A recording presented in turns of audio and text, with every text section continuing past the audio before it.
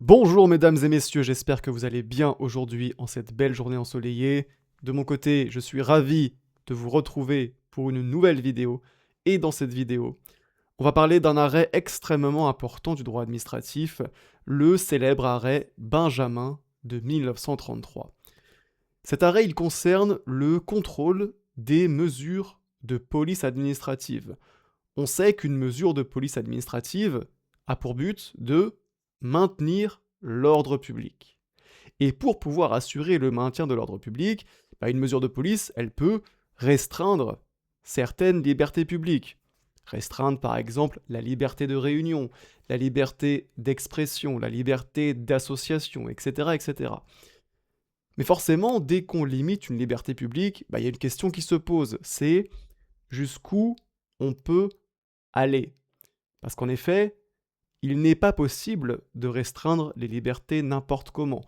Une mesure de police doit effectivement être proportionnée, et c'est précisément cette exigence de proportionnalité que le célèbre arrêt Benjamin de 1933 a consacré. Et donc, c'est ce qu'on va voir en détail dans cette vidéo, et on commence avec les faits. Quels étaient les faits dans cette affaire Benjamin? On avait Monsieur René Benjamin, qui était un écrivain, qui devait donner à Nevers une conférence littéraire. Mais Monsieur Benjamin, il était connu pour ses positions controversées sur l'école. Et c'est pourquoi un certain nombre de syndicats d'instituteurs ont annoncé, à l'occasion de sa venue à Nevers, l'organisation d'une manifestation.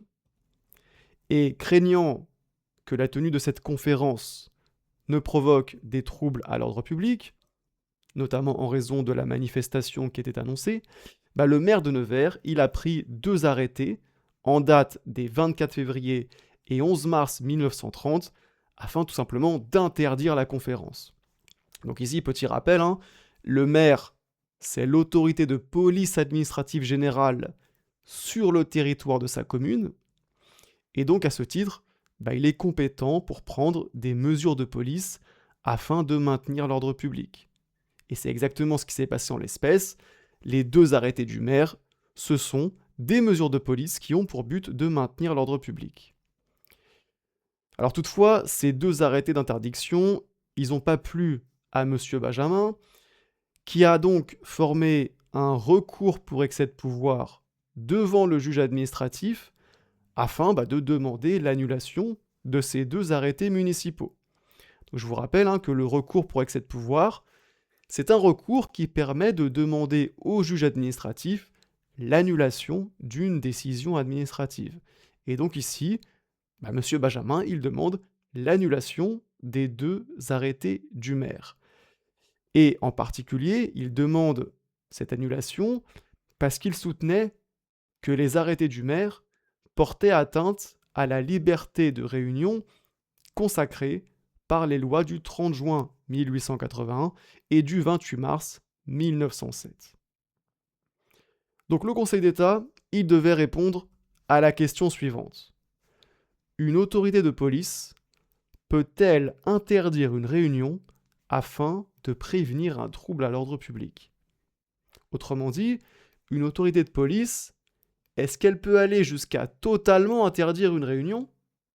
Ou est-ce qu'il s'agit d'une atteinte excessive à la liberté de réunion? Et dans son arrêt Benjamin, le Conseil d'État, il commence par énoncer que s'il incombe au maire, en vertu de l'article 97 de la loi du 5 avril 1884, de prendre les mesures qu'exige le maintien de l'ordre, il doit concilier l'exercice de ses pouvoirs avec le respect de la liberté de réunion garantie par les lois du 30 juin 1881 et du 28 mars 1907. Donc ici, le Conseil d'État, il nous dit en gros que le pouvoir de police du maire, il n'est pas absolu. Les mesures qu'il peut prendre doivent être conciliées avec le respect de la liberté de réunion. Et puis ensuite, le Conseil d'État y poursuit en affirmant que l'éventualité de troubles allégués par le maire de Nevers ne présentait pas un degré de gravité tel qu'il n'ait pu, sans interdire la conférence, maintenir l'ordre en édictant les mesures de police qu'il lui appartenait de prendre. Donc, autrement dit, ce qu'il faut comprendre ici, c'est que le maire aurait pu, pour maintenir l'ordre public, prendre d'autres mesures moins contraignantes pour les libertés. En fait, le maire, il n'était pas tenu de prononcer l'interdiction de la conférence. C'était pas le seul choix qu'il avait à sa disposition pour maintenir l'ordre public. Il aurait pu tout à fait prendre une autre mesure moins contraignante pour les libertés et qui aurait tout aussi bien permis de maintenir l'ordre public. Par exemple, il aurait pu simplement mobiliser les forces de l'ordre afin d'encadrer la conférence. Et ça aurait suffi à maintenir l'ordre public. C'est ça que nous dit le Conseil d'État dans son arrêt Benjamin. Et en conséquence, le Conseil d'État, il fait droit à la requête de M. Benjamin et il annule les 2 arrêtés du maire de Nevers. Et donc ainsi, par cet arrêt Benjamin, le Conseil d'État, il consacre l'exigence de proportionnalité de la mesure de police. Une mesure de police n'est légale que si elle est proportionnée à la situation. Ça signifie, concrètement, qu'il ne doit pas exister de mesures moins contraignantes pour les libertés publiques qui auraient permis d'obtenir le même résultat, à savoir le maintien de l'ordre public.